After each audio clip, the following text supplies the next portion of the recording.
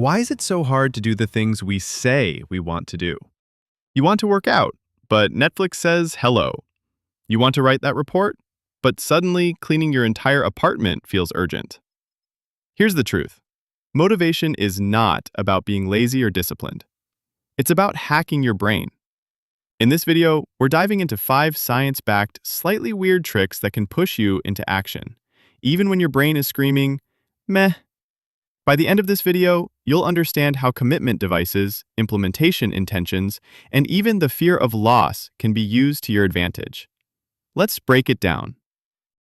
Use commitment devices, aka trap your future self. Have you ever promised yourself you'd stop ordering takeout, only to break that promise 3 days later? Welcome to the world of present bias. Your brain cares way more about the present than it does about the future. Even if future you ends up broke, tired, and mad about all the decisions past you made. That's where commitment devices come in. These are psychological tools that lock your future behavior into place now, before your motivation disappears. Here's how it works.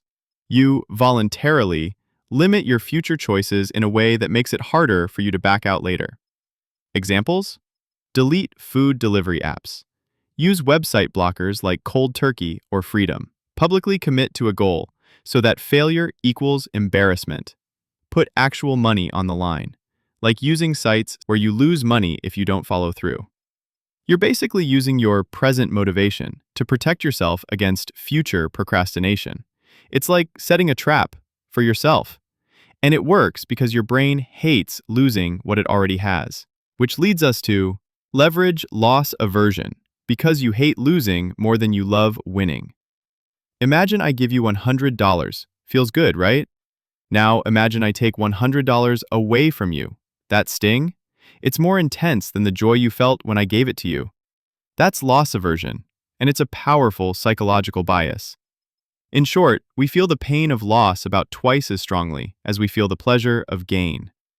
This is why commitment devices that involve losing something, like money or reputation, work so well. But you can use loss aversion even more creatively. Try reframing your procrastination in terms of what you're losing by not acting.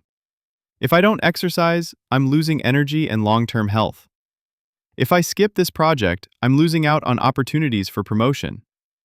If I don't start writing, I lose all the time I've wasted not building my dream. Focus on the cost of inaction. Make the loss real. Your brain will suddenly care a lot more. You can also pre-commit to losses. Tell a friend, if I don't send this draft by Friday, I owe you $50. Now there's skin in the game. Use implementation intentions, because I'll do it later is a lie. Let's say your goal is, I'll work out more. That's nice, but it's also vague, fuzzy, and practically invisible to your brain. What works better? Turning that goal into an if-then statement.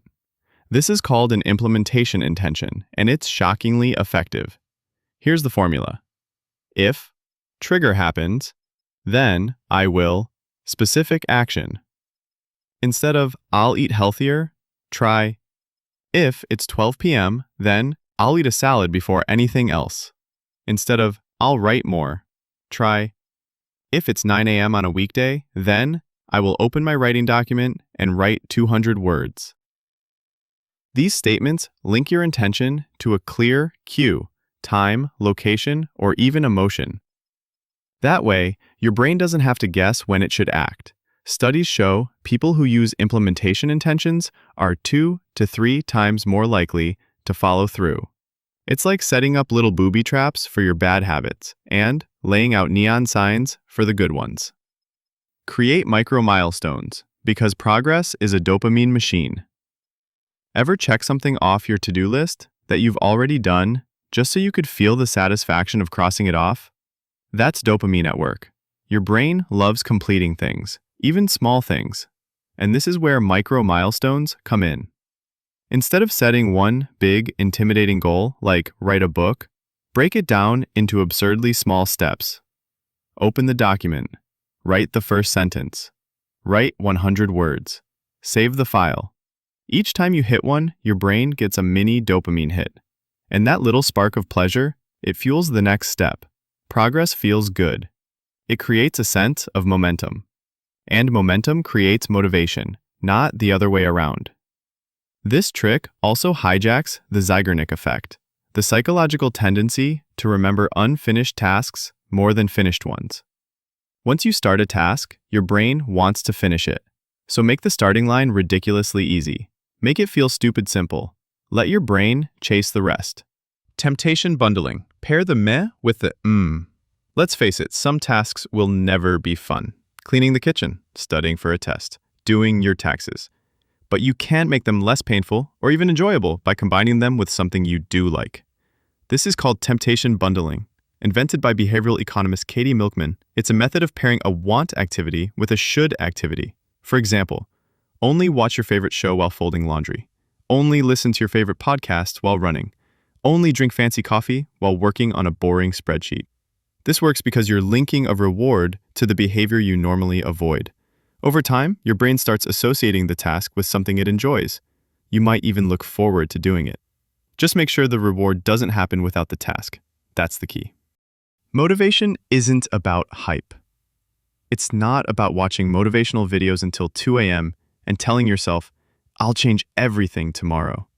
Real motivation, the kind that sticks, is structural. It's built from systems, not feelings. Let's recap the 5 strange tricks you can use starting today. 1. Commitment devices. Lock in your future actions now. 2. Loss aversion. Use your fear of loss to your advantage. 3. Implementation intentions. If X happens, then I'll do Y. 4. Micro-milestones. Shrink goals into bite-sized, dopamine-boosting steps. 5. Temptation bundling. Bribe yourself with something fun. You don't need to wait for motivation to strike. You just need to outsmart your own brain. And now that you know how, what's stopping you?